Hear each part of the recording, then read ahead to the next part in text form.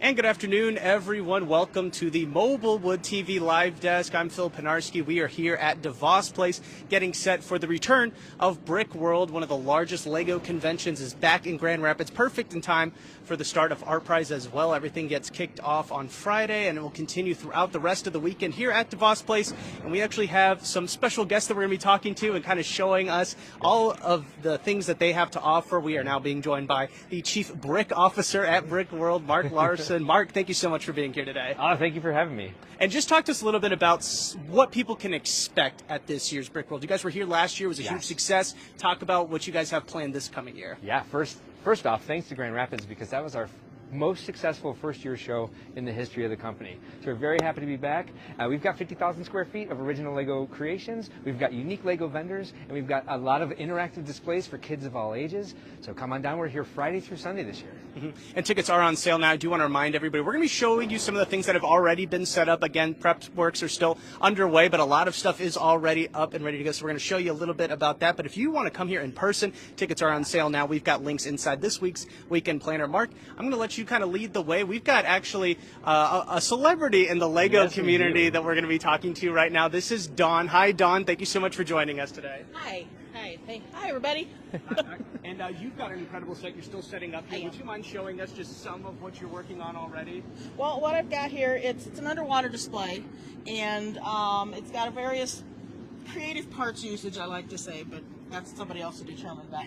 And I included Duplo in here because I figured Duplo is a really important aspect of creative play, and that's where it starts. So I've got Duplo pieces, and so we've got lots of underwater creations, and then we'll have it lit up with black light because there's certain color elements that will glow in the black light, and I glow in the dark features and other things going on here. Oh my God! Would you pardon us while we LEGO nerd out for a moment? Dawn, how did you make these corals? I can't even tell what that piece is. They're the headphones. They're the headphones. Oh my God! You're kidding me. That is so creative. Oh my God, Dawn. That's beautiful. Talk about kind of how you come up with these ideas. Like you said, you're completely using different pieces to create another piece of artwork here with your LEGO set. How do you kind of come up with these? Well, what I end up doing is I'll just run my fingers through the bricks, and that's where I just kind of let the brick talk to me. And what does it want to be besides a headphone or a bicycle tire or things like that? Oh God, that's cool. Yeah. Dawn, you yourself, as I mentioned, you're kind of a celebrity. You were on LEGO Masters. I was. Actually. I mean, talk about that experience. What was it like kind of competing against other people and just being able to show off your love for LEGO? Well, I was fortunate enough to be on the show with my brother, and he lives 300 miles away, so we don't see each other a lot. So that was a good experience to just have that tie-in back with him. And it didn't feel necessarily like we were competing with the other people. You were building for you and for TV, but you were building what and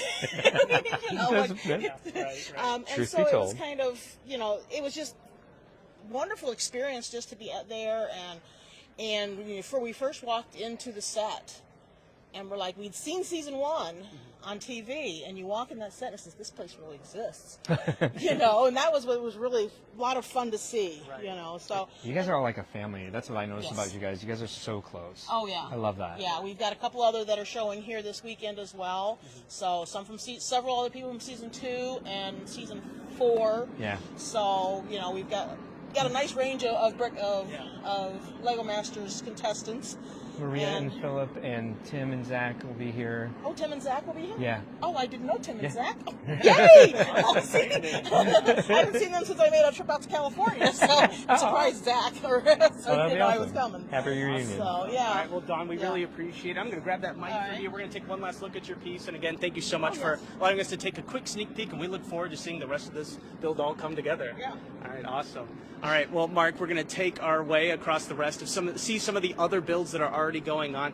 Talking with Dawn, I mean, she seems like she just loves Legos, and talk about just kind of the community about Lego. Seeing somebody like Dawn who has loved Lego, has been, kind of gotten popular off the show, Lego Masters. Oh, yeah. And coming here, I mean, just knowing that there are people like that all across the country that enjoy Legos and bringing them all to one spot in Grand Rapids. What does that mean to you? Yeah, it's interesting because, like, you know, I said that she and the other contestants from season 2, and actually all the seasons, are like family members. They're very close, but like everyone in the Lego community is kind of like that for each other as well. For the Lego Masters contestants, it's kind of like they went through a traumatic experience together. They went through, like, they were together for a while, and then they suffered that loss of, like, losing that closeness when they were having, like, you know, summer camp for Lego nerds. So, you know, that's kind of what they went through. And we go through that with the shows as well. We come here, we get to see each other once a year, you know, per city. So I get to see them a lot. But it's always amazing to see them. And these groups, as they grow and they build, you know, we're looking at here, one of my favorite groups. Don't tell the other groups. WM Lug, it's Western Michigan Lego Users Group. So there are a bunch of lugs, Lego user groups, all over the country. And so that's who we kind of rely on for our support in doing these shows, are the local lugs. Again, Lego users groups. And there's a lot of Lego fans here in Grand Rapids because you just got a new Lego store. You've got the Bricks and Minifigs Grand Rapids, who's one of our signature sponsors this year, and then Bricks and Minifigs Kalamazoo. And you see the way they grow. And a lot of times when these lugs get very big and they have a lot of members, they oftentimes end up regionally splitting into more lugs. Yeah, right. And growing. And you got to see something like this with WM Lug. You know, this city was very different several years ago. And so you get to see new members, you get to see their new additions, and get to see what they're bringing to the table, and just how creatively and how the creativity grows, how the artwork grows, how the skill grows. That's what I'm going for. Right. Like they bring more exciting stuff, like they're trying new techniques. And Dawn said earlier, she said something about nice parts usage. That's another acronym we use in the Lego nerd community. NPU, we say. It's like, oh, nice parts usage, bro. Like, you know, that sort of thing. But it is fun to do that and talk about things with each other and watch people putting stuff together and saying, oh, how'd you do that? And people going over their techniques. Got a gentleman over here is using real water. He's going to be using a garden pump to get his harbor going here. And that's something you don't see very often. Like Lego and water don't necessarily mix because there's a gap between the bricks to make it easier for the kids to pull everything apart. So they're not really watertight. Yeah, no. And actually, let's bring in one of the creators of this set right now. Hi, nice to meet you. You're live with Wood TV. How are you doing today? What's your name? Ken Nance. Ken, nice to meet you. This is an incredible set. Talk to us a little bit about some of the things you guys have set up, some of the interesting aspects that you guys have added to this. Sure, yeah. So some time ago, I created a beach mock just out of pure pleasure, and then some of the other guys in the club wanted to join in on it. So this is probably half of what we got going on. It's just expanded greatly. So I wanted to add some motion to it. I wanted to add some like physical water elements to it. I do remodeling for a living, so I wanted to kind of show some of those talents off with this. So I used some like shower material and waterproofed it, and so tested it, and hopefully it holds together. One thing about these types of sets that I always find fascinating is just how long and arduous it can be to kind of put these whole things together. Talk to me about how long this has kind of taken you to put together, whether it came from the beginning of thinking of what you wanted to do to really completing it now and starting to put on the final touches here in Grand Rapids. So for myself, I tend to build something and then take it apart because I try to be a perfectionist with most of what I do. Yeah. So, you know, it might be like 20 hours here, and then I take it apart and put another 5 hours into it. I have 2 small kids at home, so I try to maintain family life as well as Lego life. So, but probably a balance. Parent life, right? So probably for something like this, you know, like my section is this right side, and you know, this might be 20, 30 hours of figuring mechanics out and buying parts and sourcing them and all that fun stuff, and just trying to really enjoy what I'm going to put out to the public. Yeah, you know? I like all the hidden Easter eggs. I see the minions over here. I think I see General Grievous from Star Wars doing serving up the drinks and everything like that. So just cool to see this whole thing really kind of coming together. Batman watching over everything. Exactly. Yep. Love that. Yeah. We'll have like a find and seek, little I Spy list printed out, so that way you can you know, if your kids love that kind of stuff, and you might need to lift up the small ones because it's going to be vast. We're going to have houses on that side. There's going to be more boats, a beach. So this has really exploded, and we're really proud of it. All right, awesome. Well, Ken, I really appreciate it. We're going to let you kind of get back to work now and get out of your hair. But yeah, can't wait to see this full thing done. Awesome, thanks. Yep. Yeah, what he was talking about with the, you know, he'll build it and then he'll take it apart and put it back together. Yeah. Like that's kind of the compulsion I was talking to you about earlier. Right. And that like we love this. We're very creative. We're proud of what we build. But then we're like, but I can do it better. Yes, I can do it better. I'm going to start over. Yeah, no, we got some dinosaur sets up over Yeah. here. But Mark, I want you to talk to me about this. I've been walking past it a couple of times, and it's something you don't really see, moving Legos. Talk to me a little Yeah. bit about what you guys have set up over here. Well, this is some of our smarter Lego builders. No offense to any of the other Lego builders. Don't tell them I said that. Less artistic, more engineering. This is Brian here. He's part of the Great Ball Contraption is what we call this. I'm going to stand real close to you, Brian, so the mic can pick you up as well.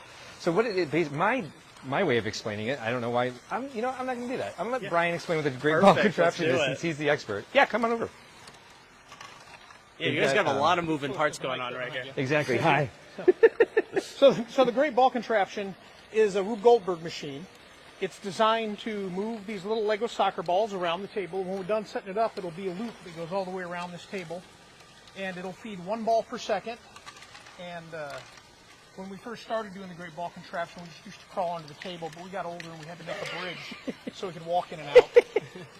But any lift mechanism you want, and you'll see a whole bunch of different ways of moving the ball, and that's the whole idea, is to do something different and fun. Engineering fans may recognize a lot of them at first sight. Like there's one called an Archimedes screw. Am I getting that right? Yep.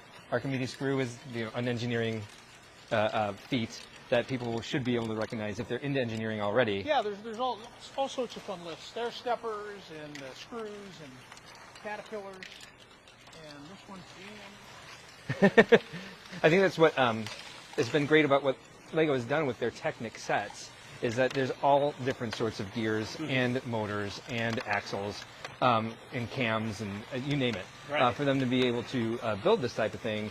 And you give creative people like this the ability, they will create amazing things like you're seeing here today. And this one's actually controlled by a remote control, right? Remote control one, yep. Yeah, that's incredible. So the kids can come and scoop the balls up for us. That's perfect. Yeah, and I guess, it is kind of interesting to see these in action, because when we think of Lego, we just saw these incredible sets back here, but like everybody's been kind of saying, this is more of an engineering-based thing. I mean, talk to me, Mark, if you wouldn't mind, just about how cool it is and the versatility, really, of Lego to be able to be something really cool to look at, but then also kind of something to provide something to do and then just really practice those engineering skills, like you said. Exactly, and that's why we actually never call these sets, because technically sets are what you buy in the store.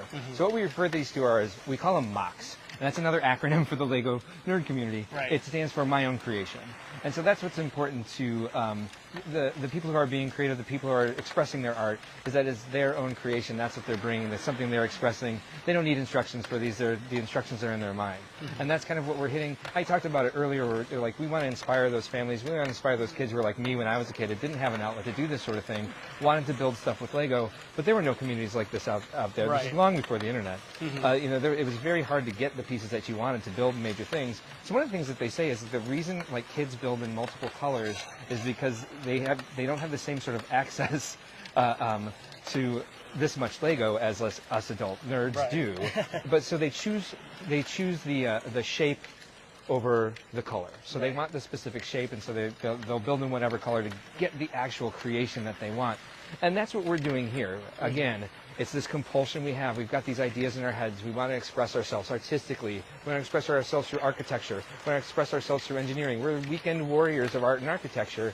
And we have to get these ideas out. We have to flex this creative muscle. And this is such an amazing medium to be able to do so, because it's accessible, it's consistent, and it cleans up easier than, say, paint, an architecture degree, or any number of servo and motors that you would need to, solder and get this sort of thing going in something else. Absolutely. Well, again, this is just another awesome component about Brickworld that's coming to DeVos Place. Again, for everybody that's just tuning in, we are live from DeVos Place as Brickworld. The setups are getting underway. This is the GCB. It's going to be one of the many interactive things going to be at Brickworld this year, so definitely something you're going to want to check out. Brian, thanks for turning it on, showing us how it works and everything. We're going to make our way now through really the rest of the setup. Again, a lot is still being put up, and a lot more is going to be coming our way over the next couple of days, Mark.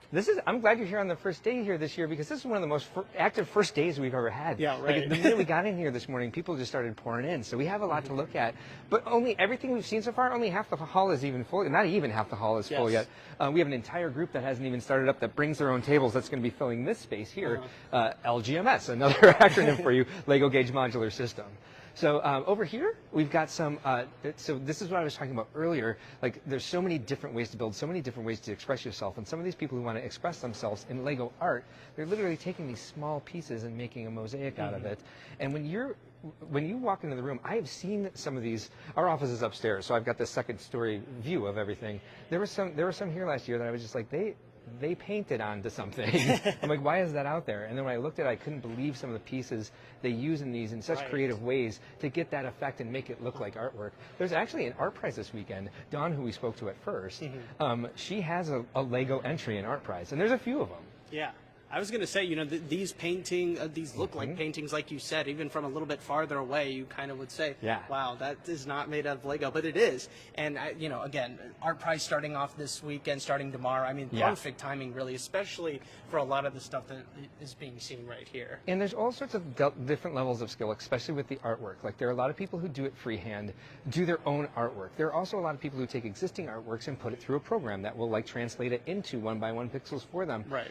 So if you're at any skill level and you want to do some sort of Lego art with that, there's all sorts of resources out there for you to be able to express yourself now and then learn how to do it freehand eventually. Yeah, no, and I know my brothers that are watching are freaking out right now seeing this Star Wars setup. They were huge into Lego Star Wars, and, you know, seeing kind of this Battle of Hoth going on right now, I'm sure is putting a big smile on their face. I mean, these also look incredible. Yeah. Just seeing everything, and, you know, I mean, just the hours it probably took to put everything together is just really, really remarkable. This is one of the things I love about doing the expos, is you saw a little bit of this with Ken. We didn't talk about it with him, but some of these in here, again, we were talking about the difference between sets and mocks earlier. So some of those are official Lego Star Wars sets, but they put them in their own creative setting. They've built some of the vehicles themselves, like took the vehicle from the movie and built their own Lego version of it. And that's what I think is really great, that sort of crossover. It's inspiring the kids to see sets that they recognize, that they may have in their own collection, in a beautiful Lego-built Hoth scene like that, and say, oh, I could do that too, if I had enough bricks. Yeah, right. And, but that it's possible is what we're trying to make sure that that kids of all ages experience this. Right. And Mark, I kind of want to shift back just to of the course. overall event that you guys have planned. Yes. Obviously, there's going to be all this really cool stuff for people to check out, the seek and finds, obviously. Yeah. But there's some other things that you guys have planned for everybody that shows up. Can you kind of go over, highlight some of the things that you think people are really going to be excited to see, whether it's giveaways, things they can shop for, all that good stuff? Well, Friday night is our VIP night. Tickets are $30 online. Or $35 at the door, and our guests can experience. Grand Rapids is the first city that we brought an event that we usually do just for private hours during our conventions, called World of Lights. So the last 15 minutes of every hour, the lights are going to be dimmed in the hall, so you can see some of this amazing lighting that these very creative Lego artists have put into their creations. You experience and appreciate that, and we have a small goodie bag, and it gets you a preview on Friday night. It's a little bit less attended than the other nights of the weekend, so you might have a little easier to move around. And then Saturday and Sunday end up being our public expo days, 10 a.m. to 6 p.m. Oh, sorry, VIP night is 4 p.m. to 8 p.m. tomorrow evening.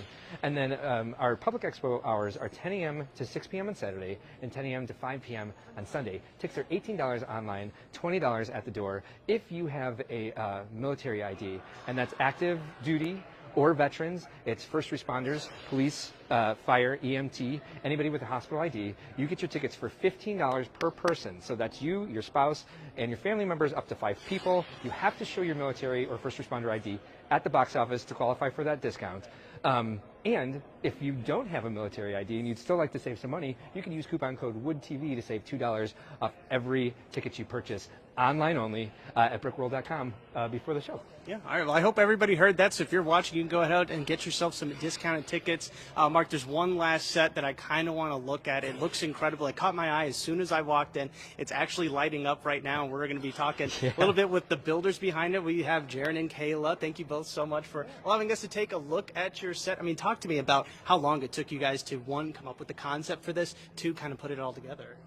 Yeah, so every year Brickworld has a theme. So at Brickworld 2023, the theme was announced that this year's Brickworld theme is going to be Let's Go Exploring. And so Kayla and I started thinking about what could we build to incorporate that theme. And Kayla loves building flowers, and I enjoy unique building styles in clockwork and things like that. So we decided to incorporate those concepts and make this, larger-than-life world that these minifigs have discovered and are exploring. Is there a particular part of this set that was maybe challenging or something you guys were really happy to kind of bring forward to everybody this year? Well, yes. Maybe it was all challenging. It was all challenging. I think like just coming up with all the different concepts. So one thing that avid Lego people keep pointing out, and then people who know less are like, what is that part? It's the mushrooms. Yes. And that's a cupcake piece. And so it's just like those little like discoveries of what cool piece can be used to make something new. And we would say NPU, as we talked about earlier. Nice parts Exactly. usage. See, everybody's learning a little something during this stream. And in particular, for coming to Grand Rapids and Brickworld and showing off, the amazing things that you guys have created. What do you hope that people kind of really get out of this? Whether they are coming by and paying a lot of attention to your set or maybe paying attention to everybody's set. I mean, what do you really hope people get out of this event? Yeah, I'd say I just think that we hope that people get inspired to create things in their own way and see that literally anything is possible with Lego, and that you can really just do whatever you want with this medium, and it truly is an art piece. It is an expression of creativity. Awesome. Well, Kayla and Jaron, thank you both so much. This piece looks incredible. Hope you guys have a lot of fun this weekend. Thank you so much. All right, awesome. Well, Mark, again, really appreciate you kind of guiding us through, giving us a little bit of the behind-the-scenes look at what is going to be coming this weekend. Again, everybody watching, if you would like to get some extra tickets, learn a little bit more about what's coming this weekend, you can find all the information right now over on our website, woodtv.com. Mark, got one last question for you. Actually, more of a request for everybody watching. What would you tell them to get them out here this weekend? Maybe this is something that they didn't plan. Maybe they had never heard about Brickworld until just now and watching this stream. What would you tell them to make sure that they come on out this weekend? So if you're a Lego fan and you haven't experienced Brickworld before, and there are a lot of shows out there, so if you haven't experienced Brickworld, please come check us out. I think you'll have a great time. I hope you'll have a better time than some of those other Lego fan shows that they have out there. But this is from experience in talking to people as they're leaving. When we ask people how they like the show, we hear a lot from people who got dragged along or people who thought they'd just check it out. Like, I'm not even into Lego and I loved it. So give it a shot, even if you're not into Lego. We believe you'll have a great time. You'll be inspired by what you see. There's a lot of creativity, a lot of passion in this room. It is a fun time. We have a very high positive feedback rating. A lot of times our negative comments are about the weather or about the price of parking, which we don't control. So we really believe that you'll have an amazing time if you come out here to DeVos Place this weekend, Friday, Saturday, or Sunday. All the information at brickworld.com or on Wood TV's news website, and thank you for doing that. So check it out, and please join us. We'd love to have you. Absolutely. Couldn't have said it better myself, Mark. Thank you so much one last time. And again, everybody, come on out, check it out. It's going to be an awesome time. Tickets, you can find them, how to get them right now over on woodtv.com inside this week's Weekend Planner. I want to thank everybody for tuning in to this latest edition of the Mobile News 8 Live Desk. I'm Phil Penarski, and we hope you have a great rest of your day.